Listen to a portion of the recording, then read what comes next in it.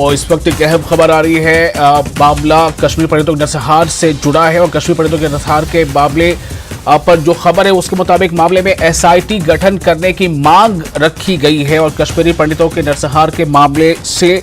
जुड़ा ये विषय है और इसमें एसआईटी गठन करने की मांग रखी गई है। और ये काफी दिनों से इस तरह की मांग चल रही थी और इस मामले में पहले सुप्रीम कोर्ट भी रुजू किया गया था, जिस पर उन्होंने कहा था कि आप सरकारों से जाकर बात करें कश्मीरी पंडितों के नरसंहार के मामले को लेकर। और अब ये बात आ रही है कि मामले में एसआईटी गठन करने की मांग रखी गई है, यानी कि इसमें एसआईटी गठित हो, स्पेशल इन्वेस्टिगेटिंग टीम हो जो इस पूरे मामले की छानबीन करे और क्या ये जो मांग है वो अब ये समझा जाए कि जिस तरह से सुप्रीम कोर्ट ने कहा था पिछले दिनों, उसी के तर्ज पर ये आगे बढ़ रहे हैं। कश्मीरी पंडितों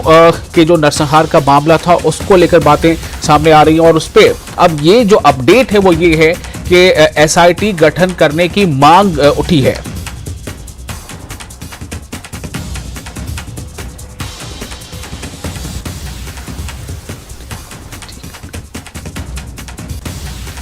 और इस पर अधिक जानकारी के लिए हमारे साथ जुड़ चुके हैं मनोज कौल सीधे जम्मू से। हम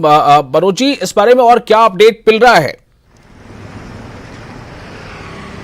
देखें विशाल, जैसे कि पहले वी द सिटीजन नामी जो एनजीओ है उन्होंने सुप्रीम कोर्ट से रुजू किया था और ये कहा था कि जो कश्मीरी पंडितों का नरसंहार हुआ है और कश्मीरी सिखों का नरसंहार हुआ है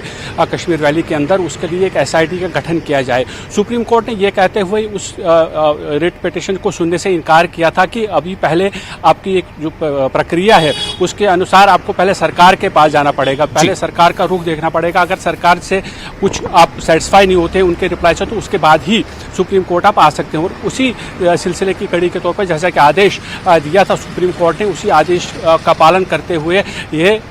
जो वी द सिटीजन्स नामी एनजीओ है वो उसने गृह मंत्रालय में एक ज्ञापन दिया है जिसमें ये कहा गया है कि एसआईटी का गठन किया जाए। और इसके बाद ये हमने देखा, जिससे पहले भी कुछ जो कश्मीरी पंडितों की संगठन है उन्होंने भी ये फैसला किया है कि वो 4 तंजीमें हैं जिन्होंने ये फैसला किया है कि वो सरकार के पास जाएंगे। और जिस तरह से सुप्रीम कोर्ट ने ये कहा है कि पहले सरकार के पास जाए और उसके बाद वो सुप्रीम कोर्ट आ सकते हैं अगर वो सेटिस्फाई नहीं होती है। यानी अब जिस तरह से सुप्रीम कोर्ट ने आदेश दिया है उसी आदेश के अनुसार, चाहे वो वी द सिटीजन नामी एनजीओ हो या फिर कश्मीरी पंडितों के संगठन हो, वो उसी तर्ज पर इस पूरे मामले को लेकर आगे बढ़ रहे हैं। विशाल जी,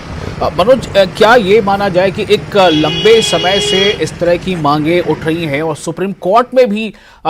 दूसरी बार जो है रुजू किया गया था और अब जो सुप्रीम कोर्ट से, हालांकि उस वक्त ऐसा लग रहा था कि पता नहीं ये मामला उस तरह से उठ पाएगा कि नहीं, लेकिन अब जो वी द सिटीजन की ये जो ताज़ा कोशिश है, क्या इससे ये लग रहा है कि ये जो पूरा जो कश्मीरी पंडितों का जो समाज है और जो और अलग अलग जो संगठन है वो सब मिलकर अब इस तरफ आगे बढ़ेंगे और अपने लिए उन्हें जो लगता है कि हमें इंसाफ इस रास्ते से शायद मिल सकता है उसमें और जो है कोशिशें तेज हो जाएंगी? जी हाँ, बिल्कुल विशाल, के जैसे कि हमने देखा था कई वर्षों से ये जो है मांग कश्मीरी पंडित समुदाय की तरफ से की जा रही थी कि एसआईटी का गठन हो और वो जो तमाम मामला हैं जो नरसंहार हुआ था, चाहे कश्मीरी पंडितों का या कश्मीरी सिखों का, उसके लिए एसआईटी का गठन किया जाए। और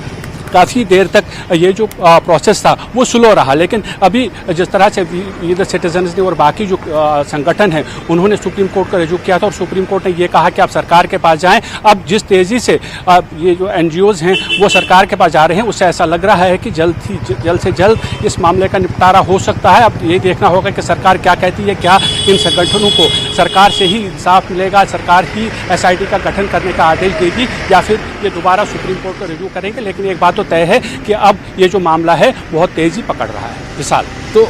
मनोज, जो अभी खबरें हैं, जैसा आप भी हमें बता रहे हैं कि